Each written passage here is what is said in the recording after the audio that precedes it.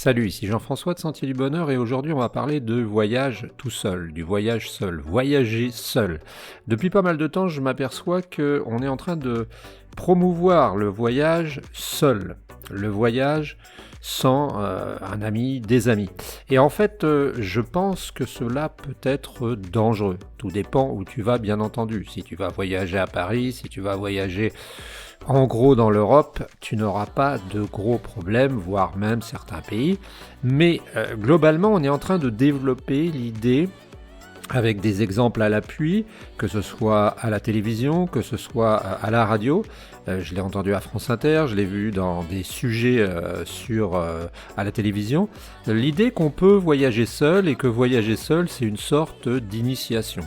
Alors, je suis personnellement contre ce fait de voyager seul dans les pays qu'on va qualifier de sensibles.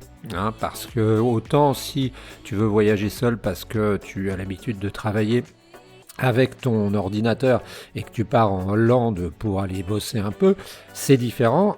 Mais si tu pars en Inde, si tu pars au Vietnam, si tu pars, je crois que c'était même en Thaïlande, si tu pars dans des endroits comme ça, eh bien, l'Amérique du Sud aussi bien sûr, l'Afrique, tu t'exposes par la force des choses, je pense, à des dangers. Alors, il y a la version qui me paraît encore plus dangereuse, qui est voyager seul quand on est une femme. Et j'entendais l'autre jour sur France Inter, des commentateurs qui disaient en fait que c'était une véritable initiation personnelle, que le fait de voyager seul apportait des choses qu'on n'avait pas quand on était à plusieurs. Et je suis d'accord que ça peut être intéressant. Seulement, je ne suis pas d'accord quand on dit que, quand j'entends dire pourquoi est-ce que le nombre de cinglés serait plus grand en Asie, serait plus grand en Afrique qu'à Paris. C'est pas une histoire de cinglés, c'est une histoire de danger et de différence de culture. Et ça, c'est très important parce que y a plein de choses qui rentrent en compte. Alors moi, je me réfère toujours au texte de Barjavel dans Les Chemins de Katmandou. T'as quelques lignes là où t'as un couple qui se fait proprement massacrer quand ils font du stop et qu'il y a un camion. Et en fait, ça m'avait assez perturbé. Et quand j'ai eu l'occasion de voyager, j'ai jamais voyagé seul. Quand j'ai eu l'occasion de voyager, j'ai toujours été ou par moi-même ou par les gens qui étaient sur place, coopté pour réussir à voyager avec d'autres personnes. Et en fait, je pense que dans les pays sensibles, et je place l'Inde comme pays sensible parce que je dis que c'est un pays qui n'a pas les mêmes références que nous. Alors c'est pas que j'en ai après l'Inde, c'est que l'Inde est souvent reprise comme idée de voyager seul. Et en fait, je pense que c'est quelque chose d'assez dangereux. C'est quelque chose d'assez dangereux pour différentes raisons. La première des raisons d'après moi, et c'est pour ça que ça ne soutient pas la comparaison avec Paris, c'est que quand on est un occidental à l'étranger, quand on voit notre peau blanche, eh bien pour eux on est déjà une tirelire sur pattes. Et ça n'a rien à voir avec du racisme ou une vue néocolonialiste, c'est simplement que ces gens-là savent que tu as sans doute sur toi plusieurs mois de salaire, voire années de salaire pour survivre. Et c'est très important. C'est très important parce que tu t'imagines que tu es chez toi.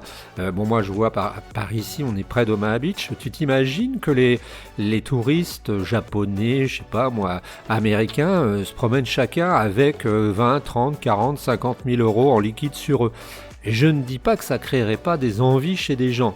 Je dis pas qu'ils seraient agressés. Donc pour un local, pour un habitant africain, pour un habitant de l'Amérique du Sud, pour un Indien moyen, eh bien toi tu représentes déjà une tirelire sur pattes.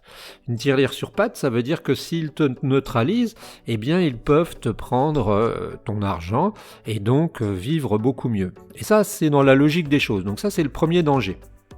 Le deuxième danger, c'est un danger qui est qu'on n'est pas dans le pays, c'est-à-dire qu'on n'est pas du pays. Et souvent, quand je voyage, je me réfère à ce que me disent les gens du pays. C'est-à-dire que les gens du pays qui sont du pays connaissent les endroits où il ne faut pas aller. Hein, qu'on le veuille ou non, il y a des endroits où il ne faut pas aller. Et même chez nous, si je reçois des gens et qu'ils me disent « j'ai envie d'aller à 11h30 à la gare de Caen », je leur dis non, la gare de Caen, c'est pas un endroit où on traîne à 11h30. Et donc il y a des endroits où on ne traîne pas à certaines heures.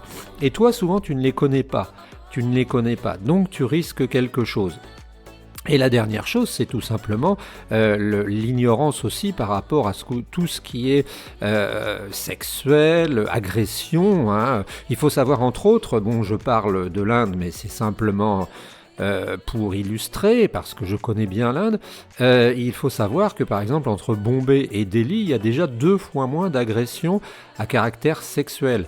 Et que ça peut arriver que ça tourne très mal. Donc ce que je veux dire simplement, c'est que ce n'est pas que ces pays soient plus, on va dire, c'est pas un procès d'intention, hein, de dire attention quand tu voyages en Inde, ne voyage pas seul, attention quand tu voyages en Afrique, ne voyage pas seul. C'est simplement, ça consiste à dire méfie-toi. L'idée d'Épinal qui est très bien vue dans un studio parisien de voyager seul pour se libérer, pour avoir l'impression de faire un parcours initiatique, n'est pas vraiment une bonne idée à mon avis. Bon, voilà, si j'avais une fille, je serais horriblement perturbée si elle partait toute seule comme ça.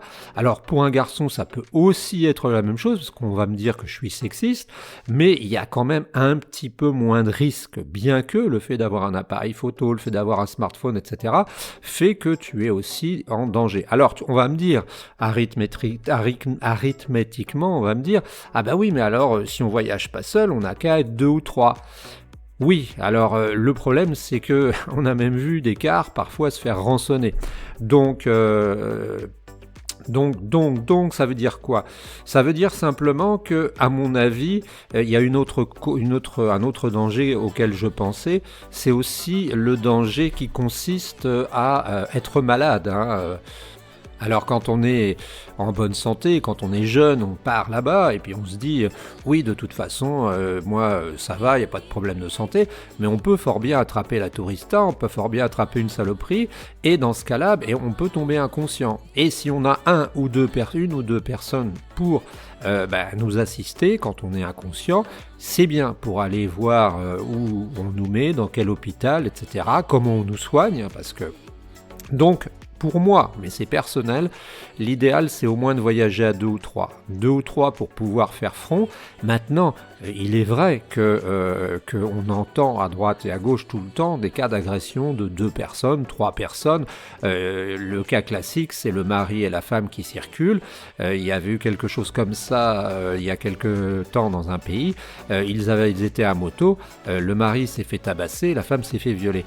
Donc, ça ne veut pas dire qu'à 2 on est mieux, mais ça veut dire que quand même, parce qu'il y a eu des arguments complètement, alors mystiques, hein, presque quantiques, hein, et moi j'ai eu l'argument, oui mais quand les gens voient que c'est une femme, ils ne sont pas en rapport de puissance et ils pensent, oui il faut la protéger. Non, je suis désolé, le type qui a envie de violer une femme, d'autant plus que parfois les femmes ne savent pas, achètent des petites robes qui sont en fait des nuisettes pour les indiennes et se promènent l'équivalent d'un bikini en pleine brousse. Donc là, c'est très dangereux. Et puis on m'a dit aussi certains pays sont croyants et ils n'agresseraient pas les femmes. C'est totalement faux. C'est pas parce que tu as des pays qui sont croyants qu'ils n'agressent pas les femmes. Encore une fois, regarde ce qui se passe quand il y a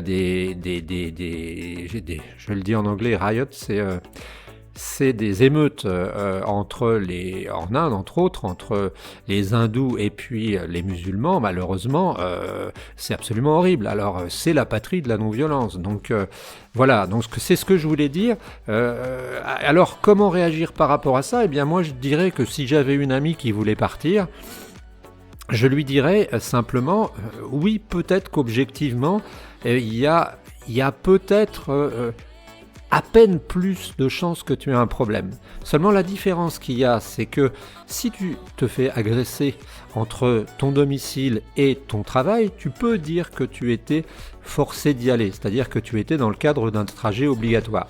Alors que si tu pars dans un pays et que tu te fais agresser, là tu es venu un peu le chercher. C'est un peu comme si on se faisait agresser par un lion ici, on se dirait on s'est fait bouffer, on n'était pas prêt. Aller jouer avec les lions dans les parcs d'Afrique, c'est jouer avec le feu. Voilà, c'est ma manière de voir les choses. C'était un petit post sur le fait de voyager seul. J'ai voyagé quand même à pas mal d'endroits, je le répète, jamais tout seul.